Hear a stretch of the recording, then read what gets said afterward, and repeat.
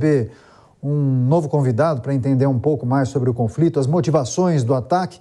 Por essa razão, nós conversamos agora com o doutor em ciência política, o Igor Lucena, a quem eu agradeço demais pela participação. Igor, seja muito bem-vindo mais uma vez aqui à Jovem Pan News. Olá, boa noite. Só uma correção, é Igor Sabino, acho que o Lucena era o que estava antes de mim. Ah, me perdoe, viu? Me perdoe. Então, Tranquilo. Igor Sabino, Mas quero agradecer muito, é verdade, de fato.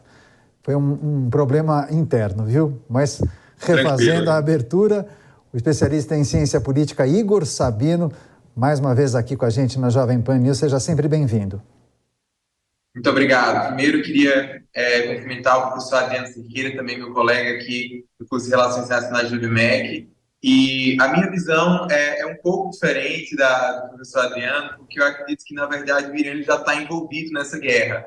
Né? Se a gente para pensar, o Irã é um país que ele deixa muito claro que o seu objetivo é exterminar Israel, ele busca aí armas nucleares.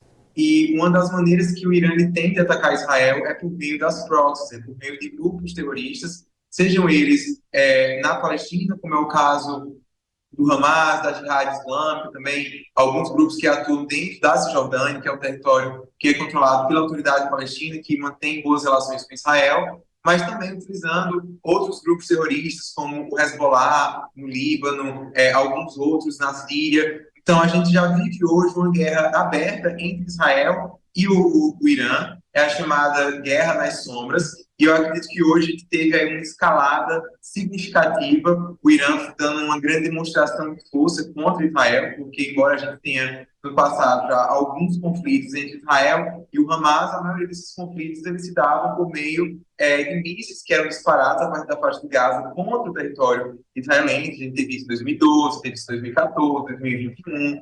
E esses mísseis, geralmente, eles são interceptados pelo domo de ferro, que é uma tecnologia israelense que acaba gerando um número relativamente baixo de vítimas israelenses. Porém, o que a gente teve hoje foi algo sem precedentes, porque a gente teve o Hamas atacando Israel por meio da terra, da água e do ar. Então, a gente teve uma invasão do Hamas em território israelense, no sul do país. A gente teve aí cerca de 50 israelenses que foram sequestrados, que estão nesse momento na faixa de Gaza, mantidos reféns pelo Hamas. A gente também teve um número, estima-se aí, de cerca de 300 vítimas israelenses, mais de 1.000 feridos. Então, hoje é como se fosse o 11 de setembro israelense. Foi algo que realmente não se imaginava. O paralelo que a gente pode fazer é com a guerra do Yom Kippur, né, que o professor Adriano também mencionou, que inclusive essa semana fez 50 anos. Então, do mesmo jeito que Israel foi pego despreparado em 1973 pelas forças egípcias e sírias, hoje ele foi pego despreparado, pego de surpresa pelo Hamas. E a gente viu essa situação aí, assim como no 73 era o feriado judaico do Yom Kippur, hoje também era o Shkat Torah, a outorga da Torá, era uma data festiva em Israel, e a gente teve essa tragédia. Tá certo. Adriano Cerqueira, sua pergunta, por favor. Grande colega Igor, tudo bem? Você? Prazer estar aqui Tudo conversando. bem, prazer estar com você aqui. O que eu estou querendo colocar claro que há uma escalada crescente, né, inclusive bélica, envolvendo o governo de Israel e do Irã, mas não é ainda claramente uma guerra declarada, né? E o Hamas fazer essa ação como fez, claramente teve o apoio, né, de algum Estado com a relevância mínima, né, que é o que o Irã naquela região tem. Então, a minha dúvida é se uma declaração mais formal de guerra entre Israel e Irã, em algum momento pode vir a ser uma consequência dos eventos graves de hoje. Você acredita que isso pode acontecer? E, ao mesmo tempo, você acredita que o Irã hoje está relativamente isolado em relação aos demais países árabes em relação a esse confronto? Ou o Irã pode estar esperando uma adesão desses países árabes por conta dessa ação do Hamas? Bom, eu acho que já ficou claro para a maioria dos países árabes que o Irã ele é uma ameaça não somente para Israel, mas para vários países da região. Por isso que a gente viu os Emirados Árabes, a gente viu aí o Bahrein, vários países do Golfo aí entrando nos acordos de Abraão, reconhecendo Israel. A gente está tendo, inclusive, negociações aí secretas não é nem tão secreto assim mais, né, da Arábia Saudita com Israel e os Estados Unidos, para que a Arábia Saudita reconheça Israel. E um dos elementos que a gente tem, uns pré-requisitos, uma das demandas que a Arábia Saudita faz nos Estados Unidos para poder reconhecer Israel é a criação de uma espécie de OTAN no Oriente Médio, em que a Arábia Saudita vai ter essa garantia dos Estados Unidos de que se o Irã os atacar, os Estados Unidos vai entrar em defesa deles. Isso é um ponto interessante nas relações de Israel com os Estados Unidos, embora os dois países sejam dois grandes aliados, mas tem um ponto aí de atrito, principalmente com o governo Obama, agora também com o governo Biden, que é a relação dos Estados Unidos em relação ao Irã. Por quê? Porque os democratas eles têm uma visão mais que é parecida com muitos países da União Europeia e que acham que a solução para o Irã não é isolá-lo, mas sim tentar contê-lo por meio da diplomacia, tentar fazer um acordo nuclear que vá dificultar aí o enriquecimento de urânio e a criação de uma bomba, mas a visão de Israel é uma visão mais realista, mais ofensiva de que não tem como negociar com o Irã, que você tem que partir para uma ofensiva se for necessário. Essa era a visão do Trump, inclusive ele saiu do acordo nuclear que o Obama tinha negociado e o Biden está tentando negociar. Só que eu acredito que no último ano, principalmente, a gente teve essa semana o Nobel da Paz, que foi dado para uma ativista iraniana, a gente viu uma série de protestos no país por conta de violações de direitos humanos contra as mulheres. Então, eu acredito que a opinião pública internacional ela está começando a olhar para o Irã de um jeito diferente, que ele não pode confiar tanto. Eu acho que o que vai impedir um ataque direto do Irã a Israel, a gente viu hoje alguns ensaios do Hezbollah também tentando atacar Israel pelo outro lado da fronteira, no caso, a fronteira do norte, mas a mensagem que o Biden ele passou hoje nas entrelinhas foi que se o Irã ele usar o Hezbollah para tentar atacar Israel, os Estados Unidos também entrariam nessa guerra. Isso é a grande coisa que Israel tem que pedir nessa garantia aos Estados Unidos que se o Irã atacar, os Estados Unidos vai estar do lado dele. Só que a gente tem também os Estados Unidos falando, semana passada saiu um relatório do governo americano, dizendo que o Irã ele tem capacidade de fazer enriquecimento das moléculas de material necessário para a criação de uma bomba em 2 semanas, mas que o Irã não é uma grande ameaça para os Estados Unidos, que a grande ameaça para os Estados Unidos é a Rússia e a China hoje em dia. Então, é muito complicado fazer qualquer tipo de previsão, mas eu não acho que a gente vai ter um conflito muito direto. Eu acho que a grande consequência que a gente vai ter disso que aconteceu hoje em Gaza vai ter em relação ao futuro de um Estado palestino, se ele vai acontecer, quais os modos, porque já tem sido discutido junto aí com a Arábia Saudita. Será que Israel vai agora intervir na faixa de Gaza para tentar reconquistar Gaza? Israel se retirou unilateralmente de Gaza em 2005, vale ressaltar isso, Gaza foi conquistado por Israel na guerra dos 6 dias de 67. Em 2005, Israel se retira de modo unilateral e aí a região passa a ser governada pelo Hamas. Ou será que a Rússia também, o Putin falou que ele quer negociar com o Egito, então será que o Egito vai reconquistar Gaza? Gaza também já teve baixo domínio egípcio, então a gente não sabe ao certo o que vai acontecer, mas eu acredito que isso vai ter um impacto geopolítico sim, as grandes potências vão tentar exercer aí a sua influência, o seu poder também nesse conflito. Tá certo, estamos conversando com o Igor Sabino, especialista, doutor em ciência política, sempre colaborando com a gente aqui na Jovem Pan News. A pergunta é de Marcelo Favalli. Professor Sabino, um prazer falarmos aqui pela tela da Jovem Pan News. A minha pergunta é, o senhor falava das potências, eu queria descer um degrau, não colocando o Brasil entre as potências, mas colocando o nosso lugar no mundo. O Brasil ganhou esse conflito no colo, né? A questão de dias foi conduzido à presidência rotativa do Conselho de Segurança. Então, como líder ali do Conselho, já convocou uma reunião de emergência para este domingo. Claro que os 5 países que compõem os assentos permanentes vão ter, inclusive, poder de veto diante de qualquer resolução.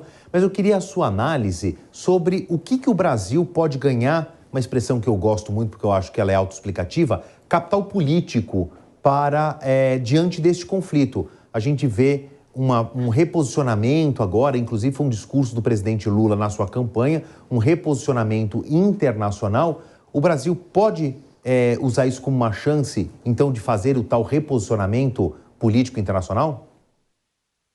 Então, o conflito israelo-palestino ele tem um papel muito interessante na nossa política externa, isso porque o Brasil foi quem deu o voto decisivo lá em 47, na partilha da Palestina, para que Israel fosse criado. Desde 49, a postura do Brasil ela tem sido basicamente a solução em dois estados, né? Ou seja, o Estado de Israel existindo, soberano, independente, e ao lado dele o Estado palestino.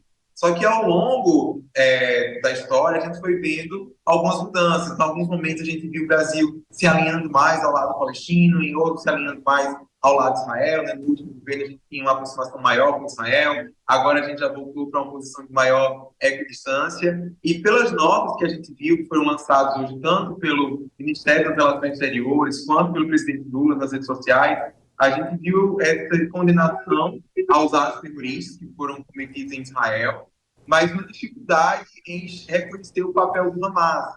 Então, se a gente vê, nenhuma das notas que foram divulgadas, nem pelo Lula, nem pelo Itamaraty, menciona um grupo terrorista pelo nome. Então, o discurso do Itamaraty tem sido do Brasil negociar, ser um mediador, para que Israel volte às negociações que aconteceram nos acordos de Oslo, que esse ano completa 30 anos. Só que as negociações do acordo de Oslo foram entre Israel e a autoridade palestina. A autoridade palestina controla a Cisjordânia, reconhece Israel. Mas ainda que Israel chegue a um acordo com a Cisjordânia, com a autoridade palestina, a questão de Gaza, a questão do Hamas, ela vai continuar não resolvida. O Hamas não tem boas relações nem mesmo com a autoridade palestina.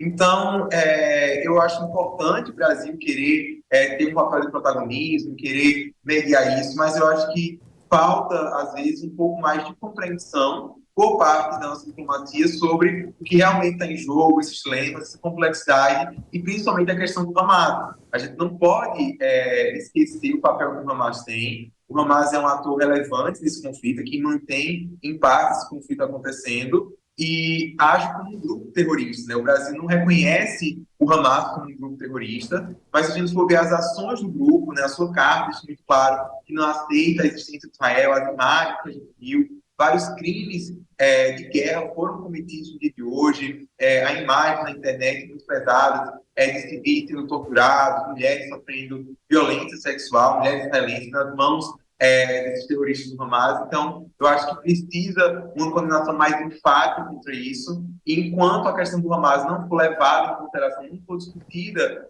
não só pelo Brasil, mas por outros países, pela comunidade internacional, pela ONU, a gente não vai ter uma resolução para esse conflito. Agora, professor, o senhor entende que a turbulência na política interna em Israel, algo que a gente tem observado ao longo dos últimos meses, isso pode influenciar no avanço desse conflito? Essa guerra, de alguma maneira, ela pode agravar a relação da população de Israel com o governo? Bom, eu acho que pode ser o contrário, né? A gente pode ter a população se voltando contra o atual governo, achando que ele foi culpado, foi irresponsável e que ele deve cair. A gente viu isso já em outros momentos da história de Israel, que o governo caíram por conta da sua resposta a conflitos com os palestinos, né? Principalmente Netanyahu, que tinha muito esse triunfo de que ele defendia Israel, né? Muitos ganhos ele tem na história do país em relação à segurança. Então pode ser que, por um lado, a população se volte contra ele nesse sentido. Mas o que a gente tem notado hoje é que, apesar de toda a turbulência que a gente vê nos últimos meses, dentro da população israelense, da política israelense, hoje o senso é muito mais de unidade nacional. Então, os protestos que estavam acontecendo toda semana, né, de modo consecutivo, desde janeiro, essas manifestações estavam marcadas para hoje, elas foram suspensas. E a gente viu o líder da oposição, o Yair Lapid, ele buscando fazer um governo, formar um governo, uma coalizão de emergência em Israel para lidar com essa situação de crise, e Netanyahu aceitou. Então, eu acho que é difícil a gente estar fazendo algum prognóstico em relação a como que isso vai afetar internamente a situação política de Israel. Certamente, isso aquele que aposta que o atual governo ele vai sair fortalecido, porque ele vai vai dar uma resposta muito mais dura contra o Hamas, e aí vai ser visto como um forte, mas também pode ser que essa resposta não traga mais danos e ele seja visto como fraco. Eu acho que ainda está cedo para a gente fazer algum tipo de análise, vai depender muito do desenrolar. Infelizmente, quando se trata de Oriente Médio, às vezes a gente acaba sendo um pouco pessimista, e eu acho que o que a gente viu hoje, né, pela dimensão, pela gravidade, por ser algo assim sem precedentes no histórico recente desse conflito, eu acredito que a gente está caminhando para uma guerra ainda escalada nas tensões, que infelizmente pode durar mais alguns dias ainda. Igor Sabino, Relações Internacionais do IBMEC, sempre colaborando com a gente. Grande abraço, boa noite e, por favor, volte mais vezes aqui à Jovem Pan News. Será um prazer. Até mais.